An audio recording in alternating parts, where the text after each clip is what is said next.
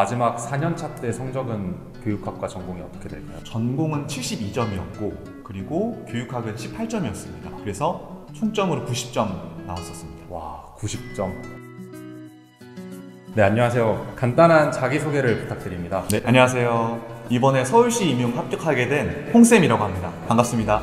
네, 반갑습니다. 홍쌤은 저랑 학교에서 임용 공부를 같이 시작해서 이번에 4년 만에 합격을 하셨고 1등으로 합격하셨죠? 7등으로 합격했습니다. 네, 엄청 고득점을 하셔서 축하드립니다. 네, 오늘 인터뷰를 하게 된 계기는 무엇인지 궁금한데요. 제가 4년 준비했고 총 시험은 3번 응시를 했는데 그동안 쌓인 노하우를 여러분들께 공유하고 싶은 마음이 들어서 참여하게 됐습니다. 선생님 영상을 본 수험생들이 어떤 걸 얻어가면 좋겠나요? 저는 처음 임용 시작했을 때 아예 어떻게 시작해야 되는지 그리고 어떤 게 중요한 것인지에 대해서 감을 잡기가 어려웠던 것 같아요. 그래서 기본적인 임용에 대한 마인드셋이나 기출문제를 대해야 되는 자세, 방법 같은 노하우 그리고 멘탈 관리 방법 등을 참고하시면 좋을 것 같습니다. 간략하게 말하자면 공부 방법, 마인드셋 이 두 가지를 중점적으로 말씀해 주실 건가요? 네, 맞습니다. 네, 좋습니다. 그러면 한 가지 중요한 질문을 해보고 싶은데요. 선생님의 합격에 도움이 된 가장 중요했던 한 가지를 고르자면 뭘까요? 중요했던 한 가지는 기출 분석인 것 같습니다. 사실 모두가 기출 분석이 중요하다고 말하는데 그에 관련한 구체적인 방법은 뒤에 영상에서 좀 더 자세히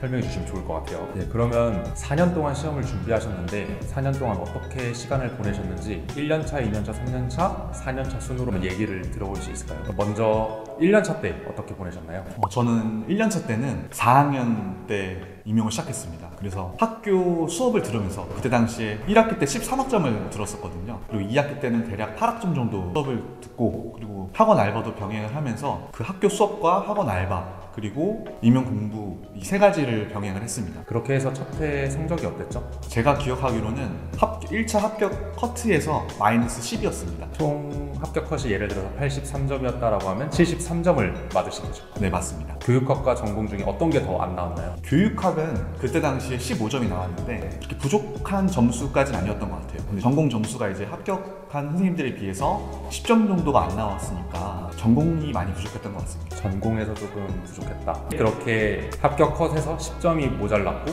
거기서 이제 2년차 공부는 어떻게 하셨나요? 2년차 공부의 시작은 일단 제가 실패 원인을 분석하는 것에 제가 좀 집중을 했습니다. 그래서 제가 본 시험의 시험지를 펴고 어떤 점 때문에 나는 떨어졌나, 왜 나는 실패할 수밖에 없었나에 대해서 원인을 찾는데 한 2달 정도를 썼던 것 같아요. 그래서 그 결과 제가 부족했던 것은 전공 공부할 때 범위 설정에 실패했었습니다. 그래서 범위 설정하는데 주력을 많이 둬서 한 6월 달까지는 기출 분석을 하면서 범위 설정하는데 힘을 썼습니다. 그 뒤에는 쭉 이해와 암기 부족한 부분을 채우면서 1년을 보냈었습니다. 그럼 2년차 때도 학교를 졸업하고 대학교에서 계속 1년 동안 공부를 하신 거죠? 맞습니다. 그럼 2년차 때 성적도 기억나시나요? 2년차 때는 제가 코로나 사건으로 인해서 실제로 시험장에 가지는 못했습니다. 네, 코로나 확진자는 시험장에서 격리가 되면서 시험 응시 기회를 박탈당했던 거죠? 네, 맞습니다. 그래서 저는 이제 시험장을 가지 못하고 격리센터에 가게 돼서 응시를 못했습니다. 근데 당일날의 오후에 시험지가 올라오고 나서 스스로 풀어봤는데 성적이 많이 올라서 커트에서 한 플러스 5점 정도 됐었습니다. 근데 그건 또 제가 스스로 채점한 거니까요. 그러면 3년차 생활은 어떠셨나요? 이렇게 시험이 2번이나 반복되고 나서 3번째 임할 땐 또 마음이 달랐을 것 같은데요. 일단